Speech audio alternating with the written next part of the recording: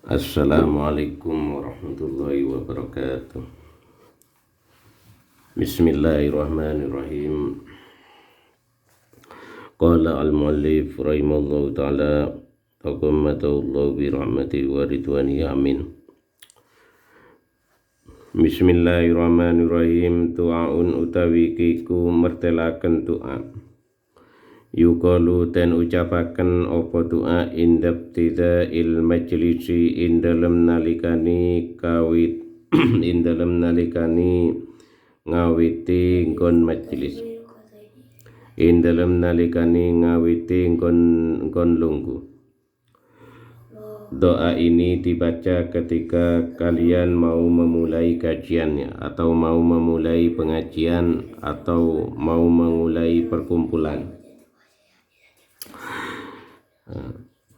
Sallu ala rasulina Muhammadin, sallu ala tabibi qulubina Muhammadin, sallu ala syafi'i dunubina Muhammadin. Allahumma salli ala Muhammad wa ala ali Muhammad. A'udzu billahi minasyaitonir rajim. Bismillahirrahmanirrahim. Wa'bud rabbaka hatta ya'tiyakal yaqin. Shadaqallahul azim wa ballagha rasuluhul karim. Wa nahnu ala ma qala halikuna wa razikuna wa maulana minasyahidina syakirin biqalbin salim. Tsumma yaqulu, membaca di bawah ini alif lam mim sampai akhir.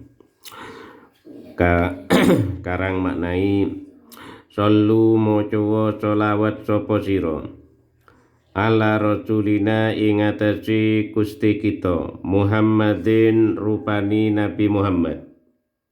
Ucapkanlah sholawat kepada Rasul kita, yakni Nabi Muhammad sallallahu alaihi wasallam.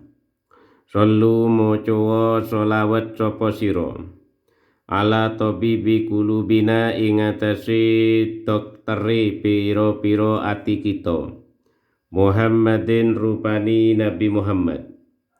Ucapkanlah sholawat kepada pengobat hati kita, yakni Nabi Muhammad sallallahu alaihi wasallam.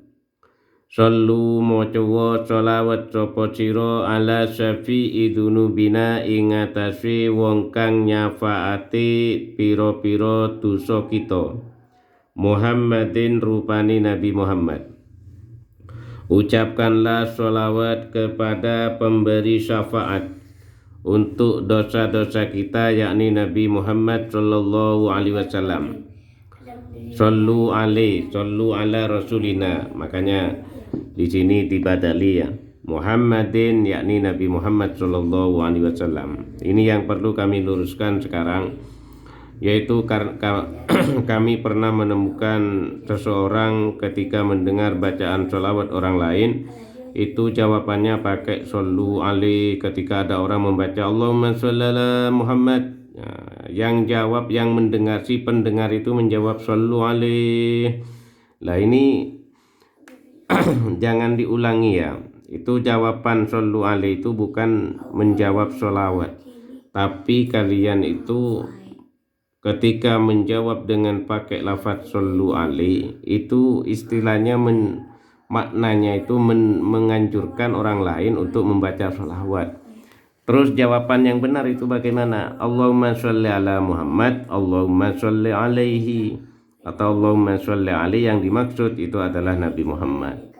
Allahumma sholli ala Muhammad, Allahumma sholli alaihi, Allahumma sholli ala Muhammad, Allahumma sholli alaihi, jawabannya. Atau bisa jawab dengan jawaban sholawat yang kalian pahami atau yang kalian hafal. Pokoknya jangan sallu alaihi. Kalau sallu alaihi itu bukan sholawat ya, tapi menganjurkan orang lain untuk membaca sholawat, seperti sallu ala rasulina atau sallu alaihi. Bacalah sholawat kalian kepada Rasul kita atau kepada seseorang. Kalau sallu alaihi itu kan bacalah kalian atau bacalah sholawat kepada seseorang. Itu jangan pakai sallu alaihi ya, tapi pakai sholawat lain. Allah itu bukan sholawat sallu alaihi itu ya, tapi artinya adalah menganjurkan orang lain untuk membaca sholawat. Makanya ketika kalian mendengar bacaan sholawat, terus ada orang lain membaca sallu alaihi, itu diluruskan ya, kasihan. Itu insya Allah perasaannya membaca sholawat. Tapi alangkah baiknya kalau kalian sendiri yang mendengar, maka diluruskan ya, biar pahalanya berlipat-lipat nanti.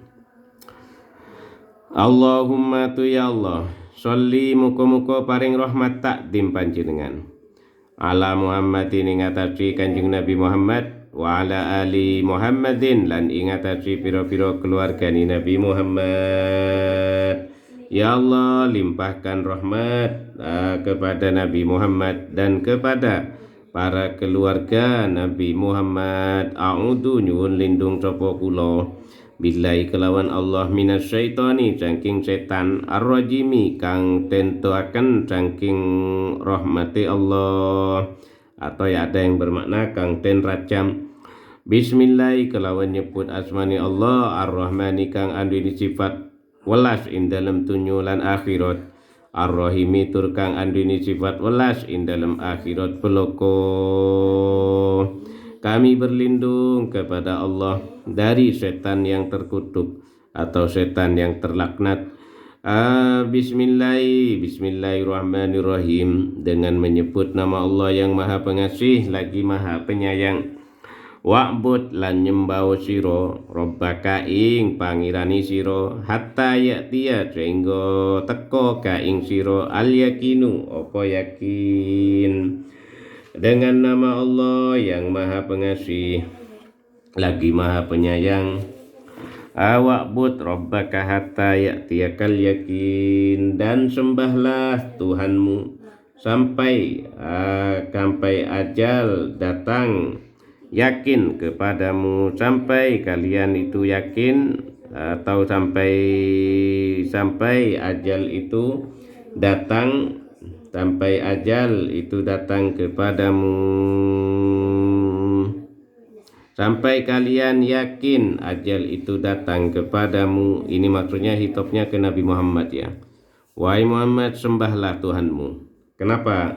Karena waktu turunnya ayat ini Kanjeng Nabi istilahnya mengalami kesedihan ya.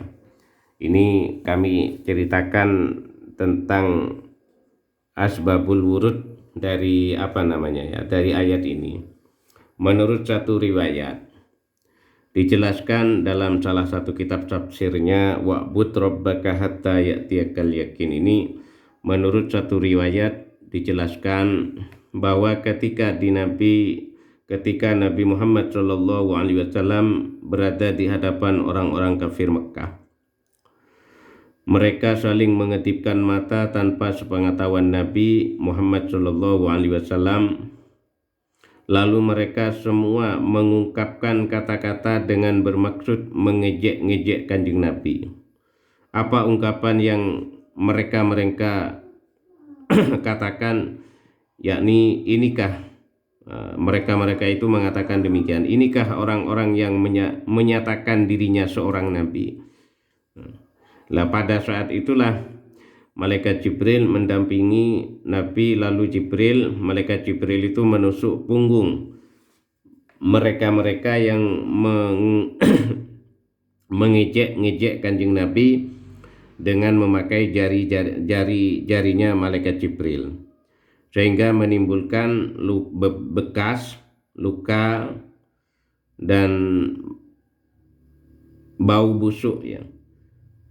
Kemudian tiada seorang pun yang mendekati mereka karena mereka bau dengan lantaran ditusuk oleh malaikat Jibril. Bukan ditusuk dengan pedang ya, cuma sumbet mungkin, dicolek tok mungkin, cuma akibatnya efeknya sampai berbau busuk, sehingga orang-orang tidak mau mendekati mereka yang telah mengejek Kanjeng Nabi karena sudah berbau busuk dengan lantaran ditusuk oleh malaikat Jibril. Intinya tidak terima malaikat Jibril ya.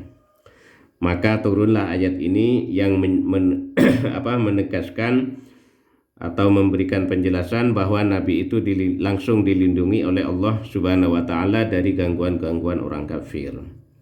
Allah mengetahui bahwa Nabi merasa sedih di waktu itu karena ejekan-ejekan dan tindakan-tindakan orang kafir tersebut.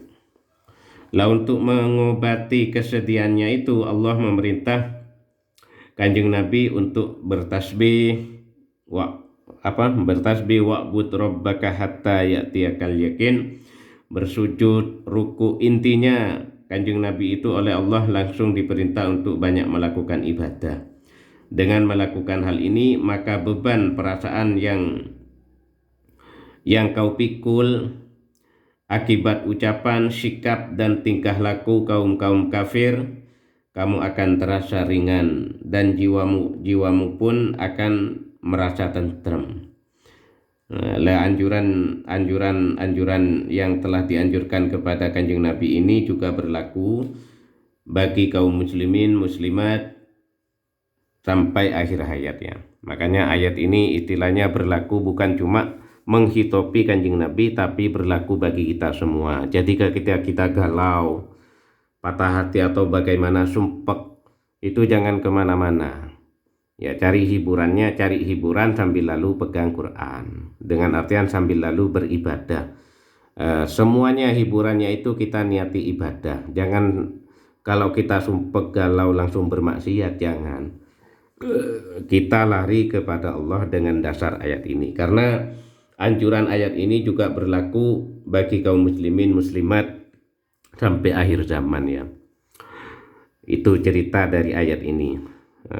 Awalnya bermula dari Kanjeng Nabi itu sumpek, sedih dikarenakan sikap dan tingkah laku orang-orang kafir yang mengejek beliau. Sadaqa bener Allah sapa Allah al-azimu kang agung, wa ballagholan nekaaken risalah rasuluhu sapa utusane Allah al-karimu kang mulya maha benar Allah yang maha agung. Dan wa ballagha rasuluhul karim, dan rasulnya yang mulia telah menyampaikan risalahnya.